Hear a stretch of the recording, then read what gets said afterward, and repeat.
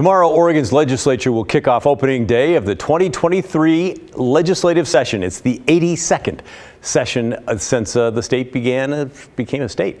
One longtime member will not be there, though, former Senate President Peter Courtney. He announced he would not run for re-election around this time last year. It's quite a change for Courtney. He was first elected to the Salem City Council way back in 1974, then joined the Oregon legislature in 1980. In 2003, he was elected Senate President and held that post for 20 years. Courtney was a champion of services for mental health, so much so that he told me the state mental hospital is being named for him. He also pushed through several bills on animal rights, set aside big pools of money for seismic upgrades for school buildings and other buildings, and helped usher through a new business tax that significantly increased money for K-12 schools. His leadership came during a challenging times, the COVID pandemic, sexual harassment allegations within the Senate ranks, Republican walkouts, and a whole long list of other things. He was the longest serving lawmaker in Oregon history. I talked with him about stepping down a year ago, and I've held on to the interview just for you until tonight.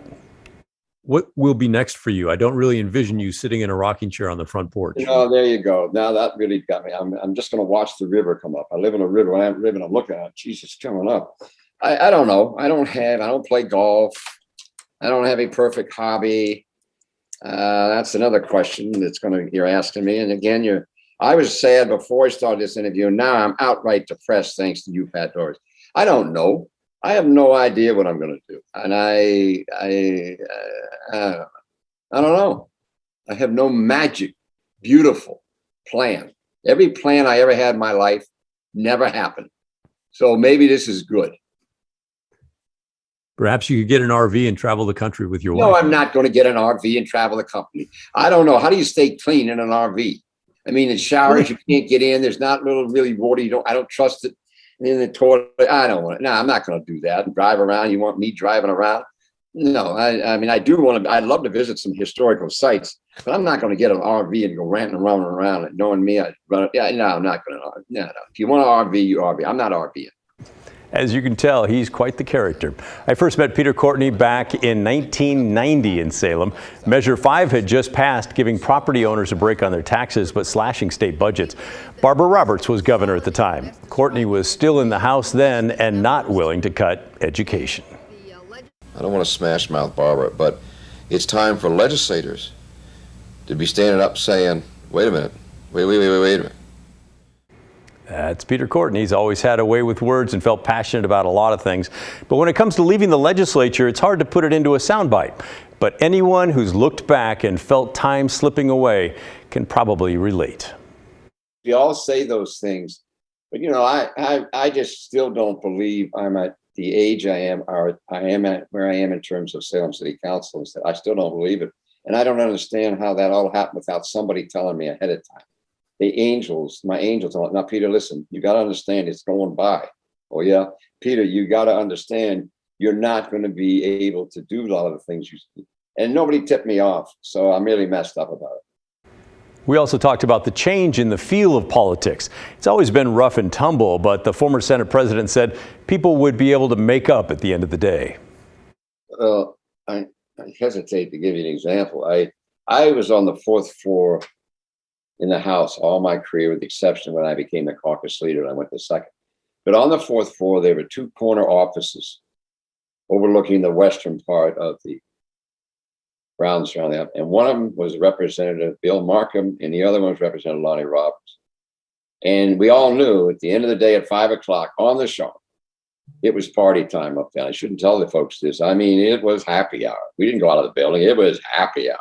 Now, Bill Markham was God rest his soul, a very conservative Republican.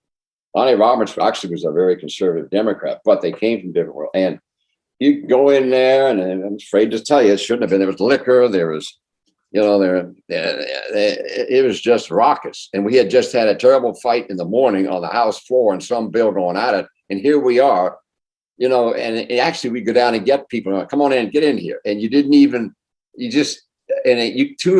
individuals that really were going at it just a few hours before. I mean, going at it on the floor or in committee. And here we were every day. I gotta go to the 4th floor. That's what we'd say. We camouflage. Gotta go to the 4th. Why is the 4th floor? Well, the 4th floor, you can see everything. The truth is, there's those 2 corner offices. And it was rocking and rolling. I mean it. That was true. You can tell he had some fun. It's not easy to leave something you've enjoyed and been good at. Near the end of our chat, he turned the tables on me and asked when I would retire. But I think, like you, I still love it every single day. It's interesting. It's intellectually challenging. It's rewarding. I like doing it. So you're not ready to call it quits? Not even close. So you may never retire either. If you have your way, you will never retire. Yeah, I think that's right. I want to tell stories that impact people forever.